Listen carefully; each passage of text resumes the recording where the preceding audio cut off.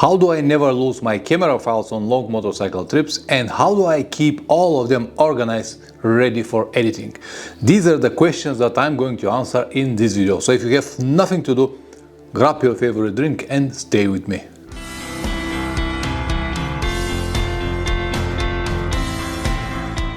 Welcome back, guys. I have to inform you that this video is going to be long, but I cannot explain everything just in a few minutes. So if you don't have enough time or this topic is not for you, please find and watch something else. Not everyone filmed the trip. Many people prefer just to write, but for those of you who will like to film the trips, keep watching, because in this video I'm gonna give you a lot of proven tips how to protect your footage and how to organize it ready for editing. In fact, more and more people start filming, and nowadays on YouTube you can find tons of footage. Is that a bad thing? Well, in my opinion, if you're not afraid from competition, not at all, because this will only give us a chance to have a better quality videos, right? One thing is 100% sure. There will be always someone with better videos than yours, better quality, better tips. Everything will be better. Stop comparing with others and do exactly what you need for your type of tips and your type of videos. Because as I said, you cannot be the best. There will be always someone above you. Regarding to the footage of your trips, there are a few ways to keep it safe, and I will come to this in a minute, but before that, let me clarify something for you. How long the trip will be. Because if you're on a day or a 2-3 days trip, you don't need to worry about anything. You can keep the files in the camera, especially if you have a big SD card, something like 128 or 256 gigabytes. On the other hand, if you're on 2-3 months trip or longer, you'll need a lot of storage space, right? So how do I keep all of my footage safe, and what kind of system I use to organize all of this footage, all of these small clips to be ready for editing? As I told you, there are a few ways to protect your footage. Number one is to have a computer and hard drive. This will help you to download the footage from your camera directly to your computer or hard drive, and you can immediately edit the footage and upload videos on YouTube. This is actually what Itchy Boots and few more travelers do. They edit the videos every few days and upload it on YouTube, and this is probably one of the best options that you can have, because it will give you the chance not only to preserve your footage, but also to upload videos on YouTube regularly. And this video will be more like a real time. So there will be no delays like my videos, for example, and people tend to watch this video much more than any others. But there is always one big but, right? As I said, this is probably the best option, but it requires more luggage, more time and money. Let me explain to you why. First, you'll need to carry a laptop with you, a number of cameras, maybe a drone, all of the cables and chargers that you need to run them, and all of this in the best scenario will be something between 7 and 10 kilograms. Because you can edit your videos on the road, it will be much more easier if you have a number of different cameras, 360-degree drone footage and all of that, because everything is going to be fresh in your head, and later in the evening when you stop writing, when you open your computer, you will know what footage is from where, and as I said, it will be easier for you to edit it. So far, so good, but as I said, all of this will cost you extra kilograms, extra luggage, time and money. Because let's imagine that you're traveling for a day or two, and then you have to stop to organize, edit and upload all of this footage on YouTube. And depending on your editing skills, it will be anything between 1 and 3 days. This will raise the overall length of your trip, and of course will raise the price of the trip because of all of these extra days. They will cost you hotels, food and all of that stuff, and not everyone is ready for it. If you don't have a problem with the budget, fine. If you don't have a problem with the time, fine. But it is still not easy. Also, you have to consider that you might have another expense. For example, to break your computer, or someone to steal your computer. Then you have to buy another one to replace it and continue editing the videos that you already started. I know that many will say right now that on the top of their already heavy motorcycles, 10 kilograms are nothing. And if the only purpose of your trip is to film it, then I will perfectly understand it. But if not, I will advise to reconsider your decision, because in the end, every kilogram matters. Another also very important aspect that not many think of is that on the long trips you have to focus on riding or filming.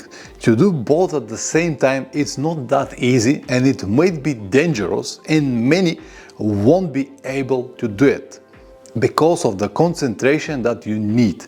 So you have to think about riding or filming.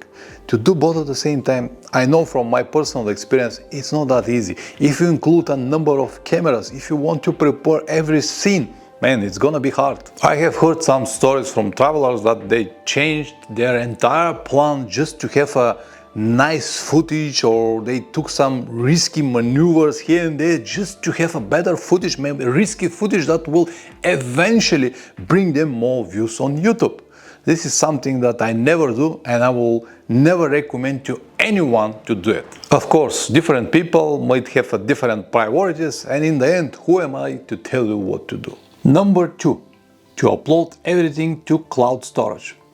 This option might work for many, but it depends on your budget and the internet connection that you might have at that very moment. Because in many places around the world, you're not gonna have this good download or upload speed, and especially if you film 4K, this might take forever, or might be even impossible to upload your footage if you don't have a good internet connection. I remember on some of my trips when I try to upload, let's say like 3-4 minutes video, nothing so long that is usually less than a gigabyte, it takes like 1 day to upload it. And if you have to upload a lot of footage in the cloud space, oh man, it will take forever or even impossible. Number 3, video storage backup device. Looks like a hard drive, but you can download your SD cards directly to it without the need for a computer. The problem is that all of these devices are limited in space, they are not cheap, and they might also break. So I don't really want to risk all of my footage, all of my SD cards, to put all of this in one space, because it might just break and lose everything at the same time. Number 4, keep the footage on the SD cards. This is the option that I use, and the only one that works for me in my type of trips. I start filming my trips about 10 years ago, and since then I always do it exactly the same way. Keep all the footage on the SD cards. And during all of these years, and I don't know how many terabytes of footage I've already filmed, I had altogether maybe 2, 3, maximum 4 corrupted SD cards. Only from my trip around South America last year, me and Plamen came back with more than 3 terabytes of video footage, raw footage, on the SD cards, and from all of this footage we lost only one SD card.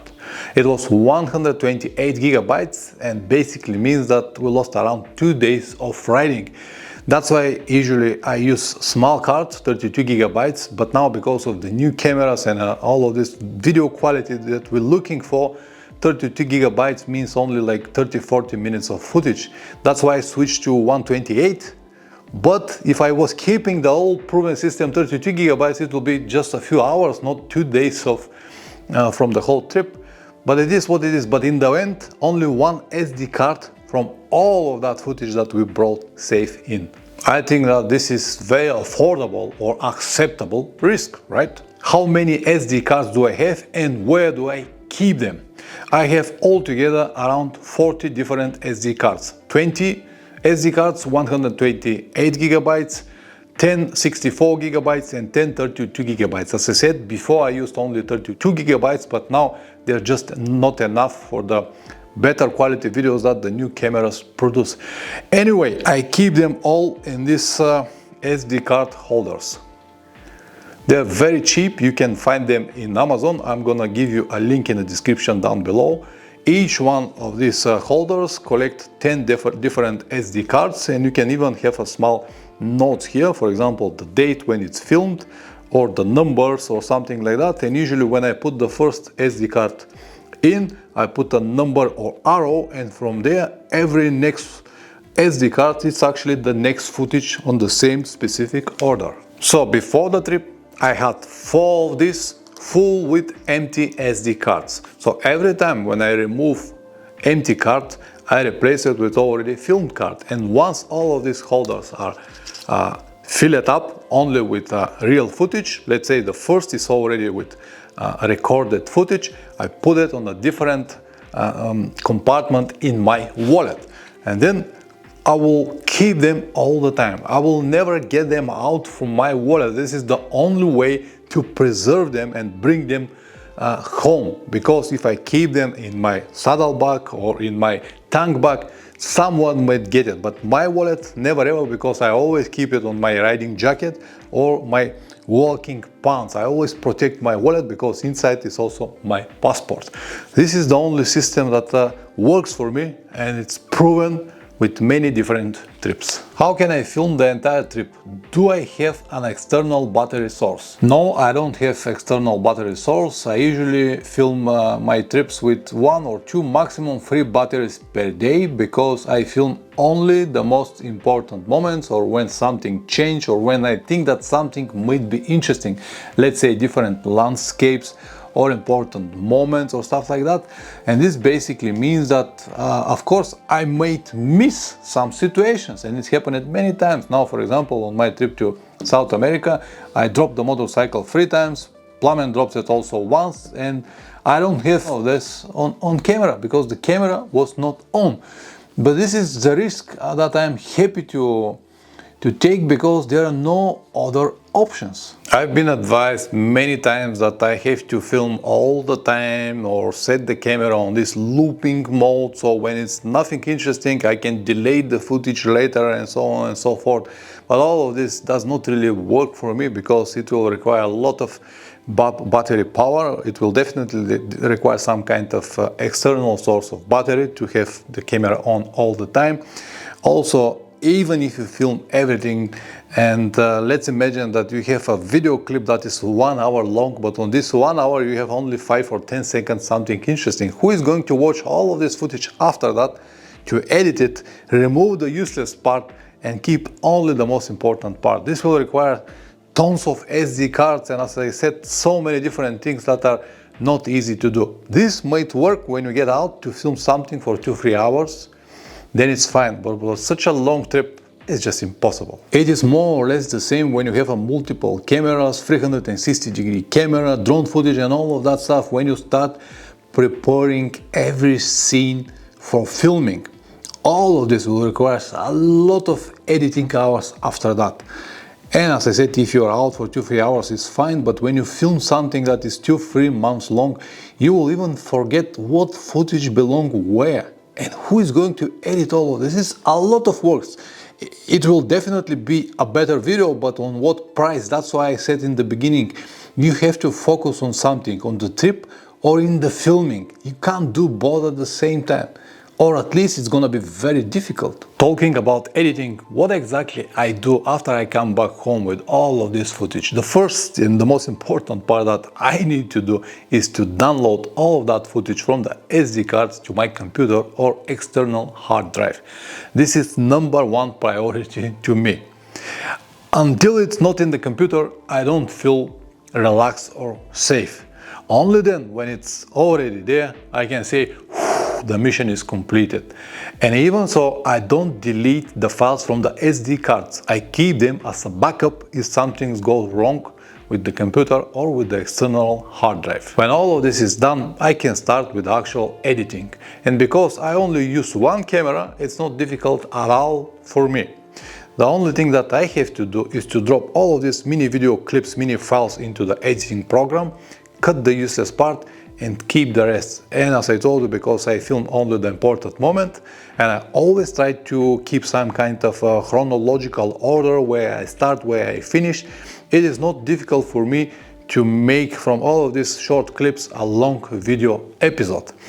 And of course, now in my situation in South America, we were 2 people and we have 2 different cameras. Was a little bit more difficult than before to sort out all of these video clips, but thanks to a special software that actually was made from my son, I was able to separate all of this footage in different folders, organized by date and the type of the camera that we had. That's actually, I just pressed one button and all of this footage went to specific folders, and later when I open the editing program, what I need is just to open the specific folders on that date. One for my DJI Osmo, the second was for GoPro, and drop the clips that I need at the moment. And this helped me to organize and edit all the video footage that I have.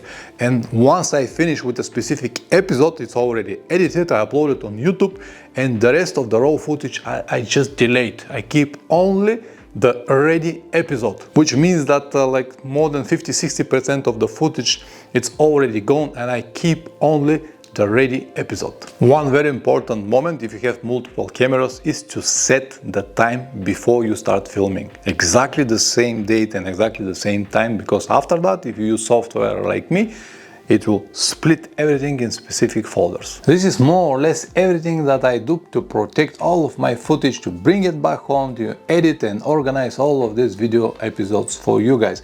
If you have any other questions, just let me know in the comments below, and I will try to answer it as soon as possible. If you want to watch my travel videos from South America, in the description down below you can also find a link to my second channel, Motorcycle Adventure Travel Videos, and over there every Thursday you will watch another episode from the journey. Thank you very much for watching this long, very long video. Press like or dislike, whatever it deserves. I hope that it will help you at least one person. See you in the next one. Ciao.